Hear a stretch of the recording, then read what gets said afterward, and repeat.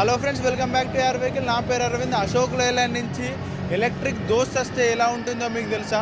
ఇలా ఉంటుంది. ఇదైతే అశోక్ లేలాండ్ నుంచి వచ్చిన ఎలక్ట్రిక్ వెహికల్. ఇది సేమ్ యాస్టిస్ దోస్త్ వెహికల్ లాగానే స్విచ్ అనే బ్రాండ్తో అయితే రావడం జరుగుతుంది.